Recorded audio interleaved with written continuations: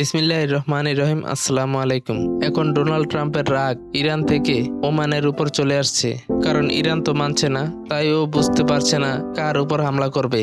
আর এখন আপনারা শুনুন কি হয়েছে। ট্রাম্প বলেছে সে ওমানকে উড়িয়ে দিবে, ওমানের উপর বম্বিং করবে আর অ্যাটাক করবে। আর ডোনাল্ড ট্রাম্প বলেছে যদি স্টেট অফ হরমুজ এর চেষ্টায় ওমান মাঝখানে আসে তাহলে ওকে অনেক খারাপভাবে বম্বিং এর শিকার করব। এত মিসাইল মারবো যে আপনারা কল্পনাও করতে পারবেন না।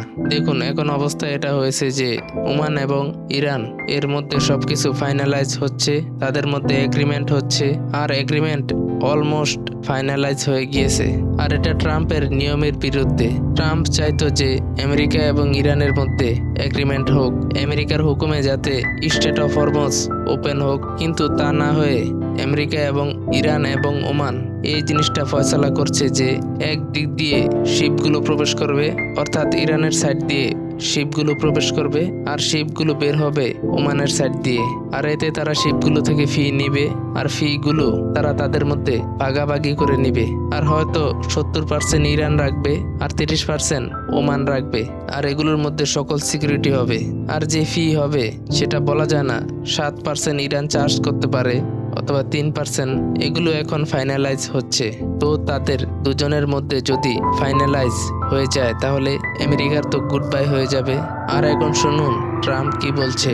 ও বলছে এই যে আমাদের কাছে মিসাইল পড়ে আছে, এই যে মিডিয়াতে মিসাইল শেষ হয়ে যাওয়ার খবর আসছে, যদিও এই মিসাইলগুলো না হওয়ার মতোই, কিন্তু উনি বলেছে আমি ওমানকে ক্লিয়ারলি বলে দিতে চাই যদি তুমি আমাদের রাস্তাতে আসো তাহলে আমরা ওমানকে পুরোপুরি উড়িয়ে দিব। আর ও বলেছে ইরান পুরোপুরি আত্মসমর্পণ করে দাও। আর ও বলেছে এসব কিছুর মধ্যে আমার কোনো তাড়াহুড়া নেই, আমি তাদের সাথে কোনো আলোচনা করছি না। আর হ্যাঁ, ইরানের ইনকলাব ফোর্সের সাথে সব সময় যোগাযোগ করছি, আর আমরা একটা ব্যাকডোর চ্যানেল খুলেছি।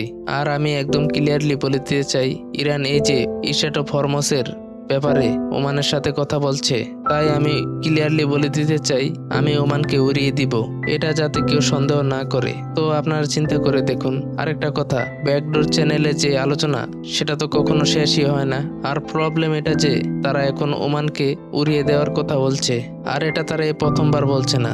রিসেন্টলি তারা বলেছিল তারা ওমানকে উড়িয়ে দিবে, তারা ওমানের উপর বম্বিং করবে। আর আপনারা ইমাজিন করেন যদি এরকম অবস্থা হয়, তখন ওমান ইরানকে বলে দেয় আপনারা আমাদের সাহায্য করুন, তখন আপনারা কি করবেন? আর একটা কথা মনে রাখুন, ওমানের ভিতরে আমেরিকার সামরিক ঘাঁটি আছে। আর সবচেয়ে বড় প্রবলেম এটা হয়েছে যে আমেরিকার বলা সত্ত্বেও ওমান সামরিক ঘাঁটিকে ওইভাবে ব্যবহার করতে দেয়নি ইরানের বিরুদ্ধে। আর এটা সবচেয়ে বড় চ্যালেঞ্জ যে আমেরিকাকে সরিয়ে দেওয়ার পরিকল্পনা হচ্ছে। আর এখন অবস্থা এটা হয়েছে যে ইরান এই আলোচনার কথা প্রকাশ করে নাই, কিন্তু তবুও এই আলোচনা, তারপর আবার যুদ্ধ, আবার আলোচনা, আবার যুদ্ধ, এসব চক্রের মধ্যে আমেরিকার জনগণ, আমেরিকার আর্মি, মিলিটারি, তারা সবাই অনেক বেশি বিরক্ত হয়ে আছে। এটা ওই আমেরিকা ছিল যার একটা হুমকি এবং কথায় দুনিয়ার বড় বড় দেশ অনেক কাজ করে দিত, কিন্তু এখন অবস্থা এটা হয়েছে যে ইরান টার্গেট সেট করে এবং তাদেরকে অ্যাটাক করে, আর আমেরিকা আলোচনা করার জন্য বাধ্য। আর প্রবলেম হয়েছে এটা যে এই যে ওমানের উপর যে হামলা করার হুমকি এসেছে, এটা ইন্টারন্যাশনাল এক্সপার্টরা খুব ভালো চোখে দেখছে না।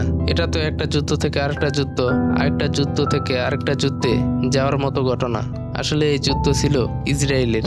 আর এখন আমেরিকার পাইলটসরা এয়ারক্রাফট ফ্ল্যাপের উপর লিখছে এই যুদ্ধ তো ইসরায়েলের, এটা তো আমাদের না। এরকম যদি অবস্থা হয় তাহলে বাকিরা কি লড়াই করবে? এটা হলো এখনকার অবস্থা। ইরান এবং আমেরিকার যুদ্ধ ছিল, এর মধ্যে লেবাননের যুদ্ধ সামনে চলে এসেছে, এরপর ইয়েমেনের যুদ্ধ সেটাও সামনে চলে এসেছে, এরপর তারা ওমানকেও এই যুদ্ধে আনতে চায়। এখন প্রবলেম এটা হচ্ছে যে যেই দেশ এই যুদ্ধকে সাপোর্ট করছে না আমেরিকার পক্ষে, আমেরিকা তাদেরকে ছাড়বে না। ইন্ডিয়াকে বলেছিল, কিন্তু ইন্ডিয়া বারণ করে দিয়েছে, তাই ইন্ডিয়ার উপর 100% ট্যারিফ আরোপ করা হয়েছে। আর চায়নার বিরুদ্ধেও তারা যাচ্ছে। আর সাউথ কোরিয়াকেও তারা বলেছে, কিন্তু সাউথ কোরিয়া যেতে বারণ করে দিয়েছে। আর এখন প্রবলেমটা কি? প্রবলেম এটা যে আমেরিকা এখন না মিসাইল নিয়ে কথা বলছে, না ইরানের অ্যাটমিক প্রোগ্রাম নিয়ে কথা বলছে। আপনারা চিন্তা করে দেখুন ইরান এখানে কতটা চালাকি করেছে। তারা আমেরিকাকে ঘুরিয়ে ফিরিয়ে স্টেট অফ হরমুজের দিকেই নিয়ে আসছে। আর এখন বাকি জিনিসগুলো সেগুলোতে কোনো কথাই হচ্ছে না। আর ওদিকে ইরান প্রস্তুতি করছে আমেরিকার উপর অ্যাটাক করার জন্য, যেটাকে প্রিএমটিভ স্ট্রাইক বলে। তারা বলছে আপনারা যদি স্টেট অফ হরমুজের আমাদের শর্তগুলো মানুন তাহলে তো ঠিক আছে, অথবা আমরা আপনাদের গিভেন টাইম দিব, এরপর আমরা হামলা শুরু করে দিব। না ইউরোপ এখন ইরানের বিরুদ্ধে যেতে চায়, না ওমান। আর আস্তে আস্তে দেখবেন সবাই আমেরিকার বিরুদ্ধে হয়ে গিয়েছে। আর এখন প্রবলেম এটা হয়েছে যে ও বলছে আমার কোনো তাড়াহুড়া নেই। আর তাড়াহুড়া যদি ওর না থাকে তাহলে ও এত স্ট্রেস দিচ্ছে কেন? ট্রাম্প কখনো যুদ্ধের সময়, কখনো আলোচনার সময়, সব জায়গায় ও লাফালাফি করছে। আর সব সময় ও চেষ্টা করেছে খুব তাড়াতাড়ি এগুলো শেষ হোক। আর সবচেয়ে বড় চ্যালেঞ্জ এটা যে এখন তারা ওমানকে বলছে আপনারা পিছিয়ে যান, না হলে আমরা আপনাদের ছাড়বো না। আর এটা অনেক খারাপ প্রেসিডেন্ট সেট হবে যে আপনি যদি কোনো দেশের ভিতরে সামরিক ঘাঁটি তৈরি করেন তাহলে আপনি ওই দেশকেই ধ্বংস করে দিবেন। তো কালকে আপনি ইউরোপকেও করতে পারেন, আর ও তো ইউরোপকে করছেই। আর ও প্ল্যান করে ফেলেছিল আমি গ্রিনল্যান্ডকে নিয়ে নিব। আর সেখানে অবস্থা এটা হয়েছে যে সিকিউরিটি পুরোপুরি অ্যালার্ট হয়ে গিয়েছিল। নরওয়ে, ডেনমার্কের, ফ্রান্স সকলেই বাধা দিয়েছিল ট্রাম্পের বিরুদ্ধে। আর একটা কথা মনে রাখবেন, আমেরিকার ব্যাপারে একটা কথা অনেক বেশি প্রচলিত আছে, আমেরিকার যে বন্ধুত্ব আছে সেটা থেকে আপনারা বেঁচে থাকবেন। আমেরিকার শত্রুতা আপনাকে উপকার করতে পারে, কিন্তু আমেরিকার বন্ধুত্ব আপনাকে অনেক বেশি ক্ষয়ক্ষতির দিকে নিয়ে যাবে। আর দেখুন সবচেয়ে বড় কথা এটা যে ওমান এটাকে অনেক বেশি সিরিয়াস ভাবে নিয়েছে। ওমান এক সময় ইরান এবং আমেরিকার আলোচনা করাতে চেষ্টা করেছিল, জ্যারেড কুশনার, স্টিভ বিটকফ। এরপর কি হয়েছিল? এরপর আমেরিকা ইরানের উপর বম্বিং শুরু করে দিয়েছিল। এরপর ইরানও আমেরিকার উপর হামলা করেছে।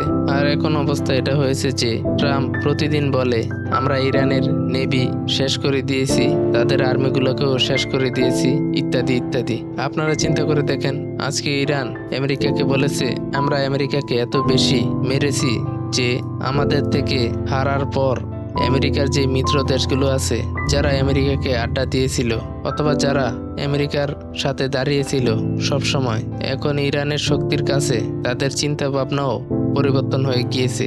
আর দেখুন ইরান কি বলেছে, ইরান বলেছে যে যুদ্ধ শুরু হওয়া থেকে শুরু করে আমরা তাদের 200 থেকেও বেশি জাহাজ এবং ড্রোন হিট করেছি। আর আপনারা জানেন যে আমেরিকার অফিসিয়াল রিপোর্ট থেকে যেটা জানা গিয়েছে 60টা জাহাজ এবং ড্রোনের কথা লেখা আছে। আর আমেরিকার মিডিয়াতে দেখা যায় 60 থেকে 70 জাহাজ এবং ড্রোনের কথা বলা আছে, কিন্তু ইরান বলেছে 200-র উপরে তাদের ড্রোন এবং জাহাজ আমরা হিট করেছি। ড্রোনের কথা এক সাইডে রাখেন আপনারা, জাহাজগুলা তো রানওয়েতেই দাঁড়ানো অবস্থায় ধ্বংস হয়ে গিয়েছিল। কতগুলো F-35 জাহাজ এভাবে ধ্বংস হয়ে গিয়েছে। এখন আমেরিকার জন্য সবচেয়ে বড় প্রবলেম এটা যে স্টেট অফ হরমুজে তারা কোনো ধরনের রিলিফ পাচ্ছে না। আপনারা বিশ্বাস করুন, ইরান যদি আজকে স্টেট অফ হরমুজ ছেড়ে দেয় আর এটা বলে দেয় যে আমরা ওখান থেকে কোনো ফিস আদায় করব না, তাহলে আমেরিকা তাদের সকল নিষেধাজ্ঞা তুলে ফেলবে। আর প্রবলেম এটা হলো যে ইরান বলছে স্টেট অফ হরমুজে আমাদের রাজত্ব চলবে আর আমরা এটাকে টেক ওভার করব। আর আপনারা দেখবেন আলটিমেটলি তারা এটাকে টেক ওভার করেই ফেলবে। আর আমেরিকা এই সকল বিষয়ের মধ্যে অনেক বেশি আপসেট, আর ও এসব বিষয় থেকে বের হতে চায়। কলিব্রিক্স চ্যানেলকে সাবস্ক্রাইব করতে ভুলবেন না। পরের ভিডিওতে দেখা হবে।